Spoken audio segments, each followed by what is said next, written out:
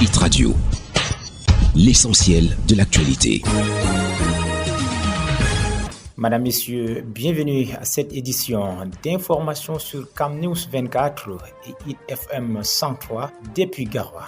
Budget 2025, Paul Biya donne les orientations stratégiques à travers la signature d'un décret. Il s'agit des orientations sur lesquelles les ordonnateurs de la dépense publique devront s'appuyer pour permettre au Cameroun d'atteindre ses objectifs de croissance et de développement inclusif et durable. L'objectif recherché par le président de la République reste le renforcement de la dynamique de croissance économique ainsi que son caractère inclusif afin de favoriser la transformation industrielle de notre tissu productif et une amélioration des conditions de vie des populations. Pour y parvenir, le chef de l'État demande à ses ministres d'activer sous des claviers prioritaires, à savoir le renforcement de la veille sécuritaire, rassurer les investisseurs et les contribuables pour mobiliser les recettes, l'amélioration du climat des affaires et la gouvernance, la transformation structurelle de notre économie en investissant dans les filières prioritaires de la SDN TRAN, pour ne citer que cela. Listes électorales. Elecam invite le MRC à déposer ses requêtes. Le directeur général d'Elections Cameroun était face à la presse le 24 octobre 2024. Eric Essoussé échangeait avec les hommes de médias sur les allégations de falsification des listes électorales ayant abouti à l'élimination des milliers potentiels électeurs des listes électorales. Ces accusations portent la griffe du mouvement pour la renaissance du Cameroun. Dans un communiqué signé de son président, le professeur Maurice Kamto, le MRC précise que l'organe chargé d'organiser les élections au Cameroun a volontairement extrait 120 000 électeurs pour l'absence d'empreintes biométriques. Les régions du centre avec 10% et l'ouest 15% sont les plus affectées par ces manipulations, précise le communiqué du MRC qui demandait d'ailleurs à Elecam de s'expliquer au risque de mettre le pays sous tension à la veille d'un scrutin présidentiel décisif. Son appel a été entendu. Le destinataire de ces revendications estime pour sa part que les listes qui ont été publiées dans les antennes communales n'ont aucun problème, la loi ayant été respectée pour ce qui concerne les révisions dans la mesure où toutes les parties prenantes ont été associées avec des procès-verbaux signés pour tous les membres, y compris les partis politiques. En d'autres termes, les formations politiques et les citoyens ont la possibilité de saisir par le biais des requêtes les commissions de révision en cas d'irrégularité. La loi électorale indique qu'ils ont jusqu'au 10 novembre 2024 pour le faire.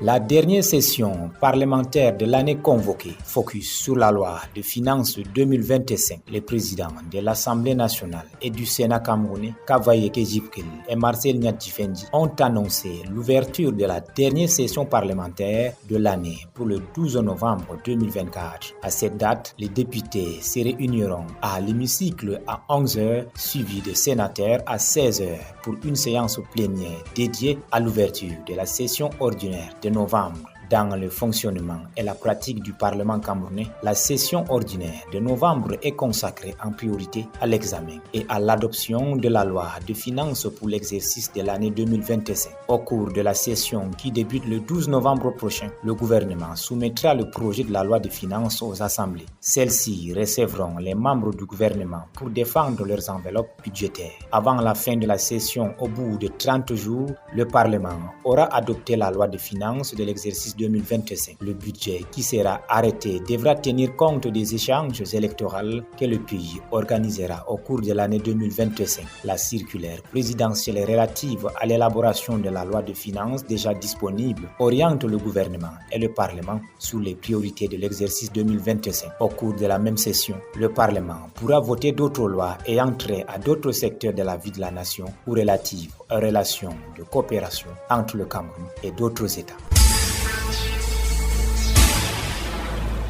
Affaire Longue, le ministre de la Défense ordonne une requête. Les images sont insoutenables et d'autres barbaries indescriptibles. Celle de l'artiste Longue, torturé à la machette par des hommes en civil. La scène se passe en 2019 dans les locaux de l'antenne de la sécurité militaire à Douala. Face à la gravité de la situation qui implique ses services spécialisés, le ministre délégué à la présidence de la République chargé de la Défense vient d'instruire une enquête pour clarifier cette affaire qui désormais déshonore une fois de plus notre pays. Il revient ainsi à ses services spécialisés de retrouver rapidement le commanditaire et le tortionnaire de Longué Longué. Dans son communiqué de presse rendu public le 24 octobre 2024, il a pris l'engagement que toute la lumière sera faite sur cette regrettable affaire. Les responsabilités seront établies et les conséquences tirées en fonction des résultats de l'enquête conformément aux lois et règlements en vigueur, écrit le ministre de la Défense. À l'instar de l'assassinat de Martinez Zogo, il faut oser croire que l'État restera debout et que justice sera rendue.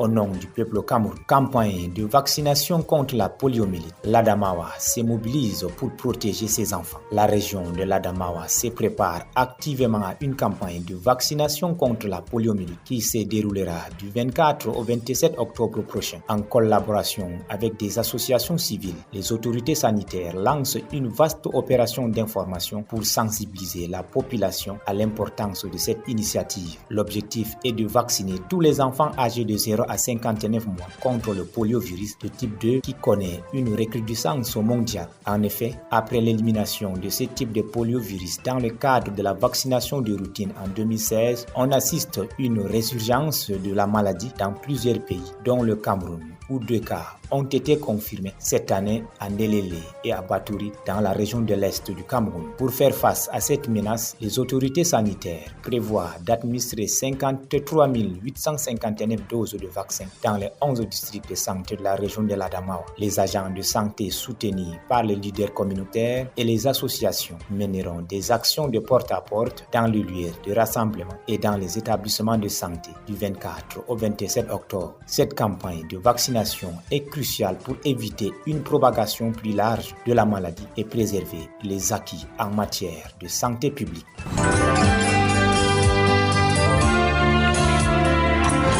L'actualité internationale. À l'extérieur du Cameroun, Sénégal, vers un débat télévisé entre Ousmane Sonko et Amadou Ba. Ousmane Sonko et Amadou Ba face à face pour évoquer notamment la situation économique délicate du Sénégal et situer les éventuelles responsabilités. L'actuel Premier ministre affirme en effet que l'ancien régime, dont Amadou Ba a été ministre de l'économie et des finances, mais aussi chef du gouvernement, y a toute sa part. Des accusations réfutées par Amadou Ba lors d'une conférence de presse lundi 21 octobre, à l'issue de laquelle Ousmane Sonko a lancé l'idée du débat. Dans l'entourage de l'ancien Premier ministre, on souligne pourtant que les messages postés par Ousmane Sonko et sa posture d'attaque sur le sujet traduisent une réaction de peur face au chef naturel de l'opposition dans le pays. Selon plusieurs médias, les dates du 28 ou 29 octobre ont été retenues et les modalités techniques discutées. Les 2 camps confirment aussi à RFI que des échanges ont eu lieu en ce sens. Mais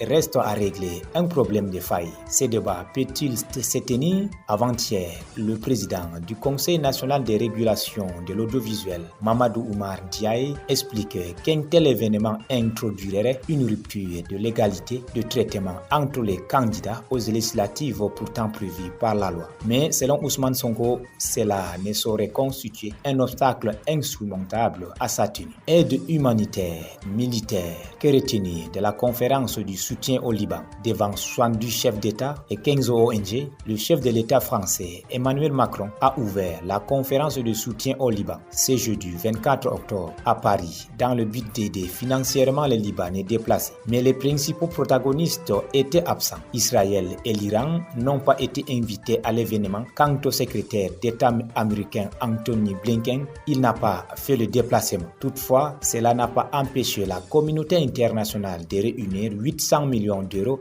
d'aide humanitaire et 200 millions d'aides pour l'armée. L'Allemagne s'est engagée de son côté à débloquer 96 millions d'euros supplémentaires pour faire face à la crise au Liban. L'objectif est d'atteindre les personnes déplacées à l'intérieur du pays et d'assurer la stabilité sociale, économique et institutionnelle au Liban, ont écrit dans un communiqué les ministres des Affaires étrangères et de la coopération économique qui fournissent cette somme totale à ces jours. Entre 1, 2 et 1,4 million de personnes se sont déplacées.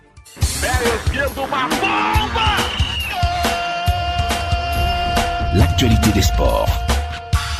En sport, Ballon d'or africain 2024, aucun Camerounais nominé, alors que le vainqueur sera dévoilé le 16 décembre prochain à l'occasion des awards prévus au Maroc. L'on est d'ores et déjà fixé qu'il ne s'agira aucunement d'un joueur camerounais. En effet, la Confédération africaine de football a dévoilé la liste des 10 potentiels aspirants au sacre final du meilleur joueur africain de l'année. Ballon d'or, le Guinéen Serhou Guissari, les Nigérians Ademola Lookman et William Tross Ekong, le champion d'Afrique Simon Adingra de la Côte d'Ivoire, le Congolais Chancel Mbemba, le Marocain Akrafo Hakimi et le Burkinabé Edmond Tapsoba sont effectivement présents. Il faut de tout de même noter qu'il n'y figure véritablement pas de noms ronflants comme par le passé. Ligue européenne, piégée par Bekistas, Lyon a tout gâché. Largement dominateur mais en panne de réalisme, Lyon s'est incliné sur son terrain devant le club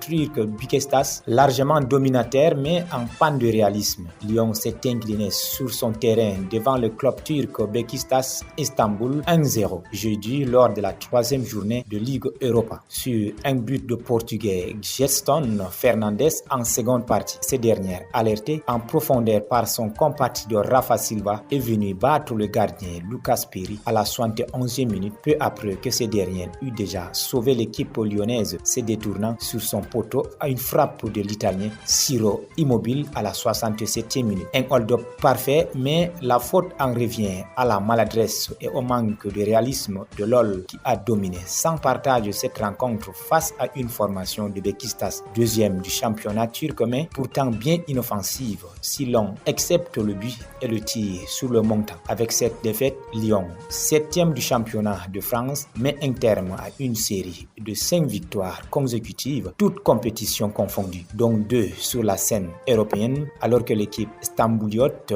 ouvre son compteur en Ligue Europa pour se positionner au 27e rang, quant à LOL est 10e. Voilà, madame, messieurs, c'est la fin de cette édition d'informations sur CamNews et sur Hit FM 103. Merci de rester en compagnie de nos programmes qui se poursuivent. Hit Radio, une info d'avance.